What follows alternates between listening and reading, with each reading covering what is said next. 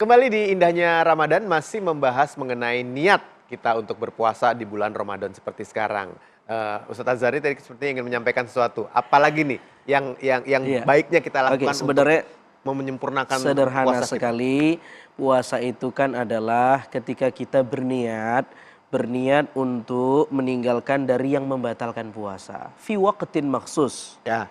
Dan niat itu atau puasa yang kita lakukan itu waktunya tertentu. Tertentu sudah ditentukan, ada limitnya, ada batasannya dari terbit fajar sampai tenggelam matahari. Fajar itu ada 3, ada fajar kadzib, fajar sadik, ada serangan fajar. Belum. Dua banget, tahun lagi. Setahun lagi. Nah, tapi udah mulai nyerang. nah, yang dimaksud min tulu'il fajar itu kalau sudah masuk waktu subuh.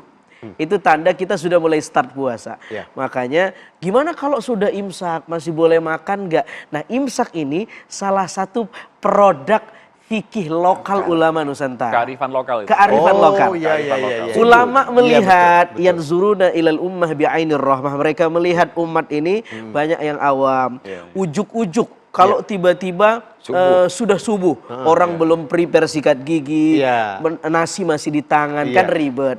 Ulama mikir, apa nih kira-kira modifikasinya? Dibuatlah imsak. Imsak itu ibaratnya lampu kuning. Kalau tiba-tiba lampu merah, betapa banyak kendaraan yang nabrak, ngerem mendadak, nyium, iya kan? Dikasih kuning buat kita ngerem, pelan-pelan, biar kanvas kendaraannya enggak awet. Ya, biar awet. Kampas remnya awet. Kampas remnya awet. Nah, itu imsak itu sebenarnya kearifan lokal ulama Nusantara yang melihat ini supaya kita prepare aja 10 menit sebelum. Jadi masih boleh makan. Ya. Jadi dikasih jeda. Itu sebenarnya niat. Hanya ada perbedaan. Tadi kata Kiai, kalau puasa sunnah yastamirru ila zawal. Boleh sampai zuhur. Misalnya dari malam kita nggak berniat. Besoknya kita nggak ada lauk di rumah.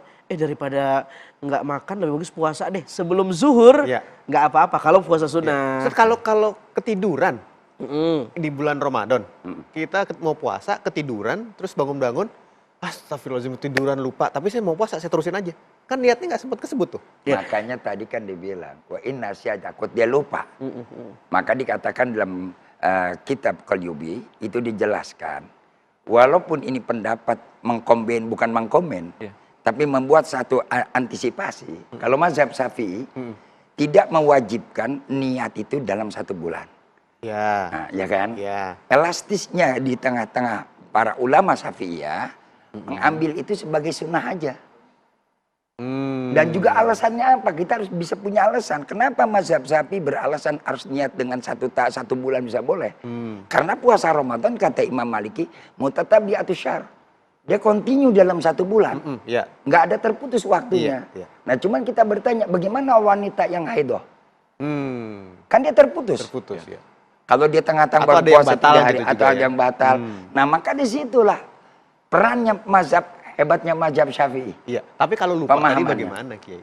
Kalau lupa, ya orang ketiduran. Orang lupa, nah, kalau dia lupa lain cerita. Ya orang lupa kan hukumnya.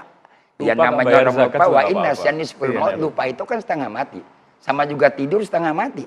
Iya, betul. Inilah hikmah dari perbedaan pendapat ulama. Jadi kalau pendapat Maliki paling tidak kita bisa ambil untuk jaga-jaga mana tahu kita lupa. Makanya ada satu adagium dalam agama kita, Imam Qatadah bilang, man lam ya'rifil ikhtilaf. Orang yang tidak tahu perbedaan ulama, hazanah perbedaan ulama, maka lam yashumma anfuhu al-fiqha. Dia tidak akan menyium gurihnya bau fikih. Jadi kita harus ngerti perbedaan ulama supaya kita gurih banget Islam ini. Makanya ikhtilaful ulama rahmah. Perbedaan pendapat ulama itu jadi rahmat. Jangan dipolitisasi. Ini mulai. Bentar, Gusan. Bicara soal politik. Bukan bahas itu. Tahun lagi. Nanti lain. Serangan fajar sadik. Bicara soal niat. Nah, menyampaikan niat itu baiknya bagaimana? Apakah benar diucapkan dalam hati saja? Atau pelan-pelan atau bagaimana? Ya, memang paling enak itu diucapkan, dijaharkan dan dilafalkan.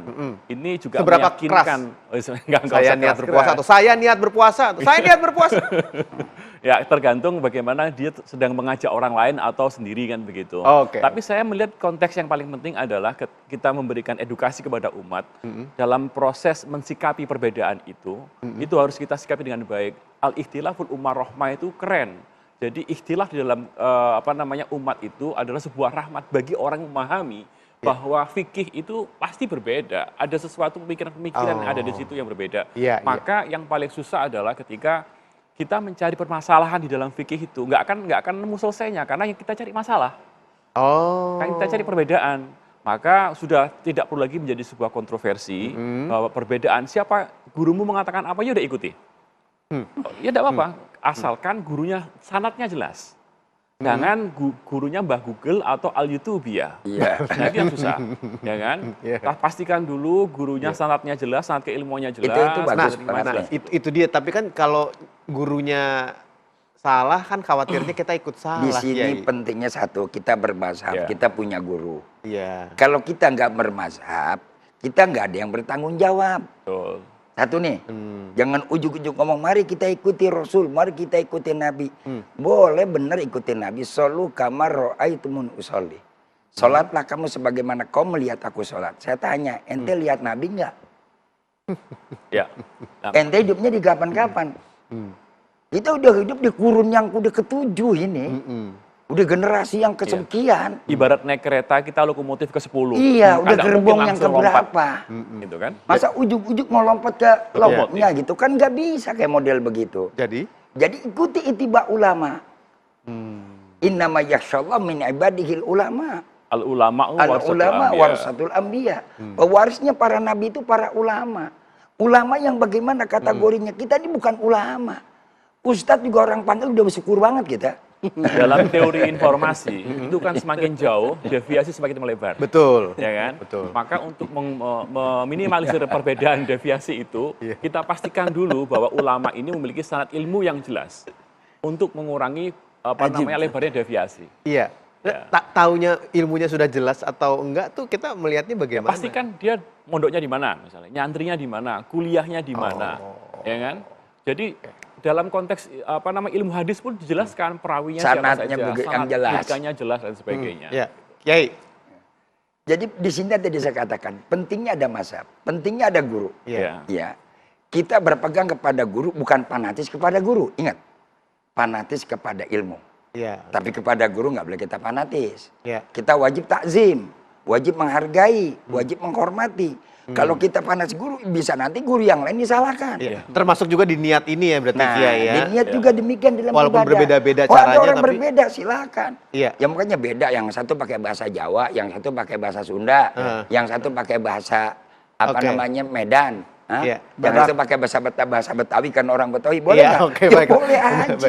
Kalau begitu jangan lupa pemirsa untuk niat dulu mumpung masih ada waktu sekarang. Mau makan bubur kita nih. Kenapa? Mau makan bubur kan ya dulu. Mau makan bubur kan? Mau makan bubur sambil menyantap sahur Anda sambil berniat.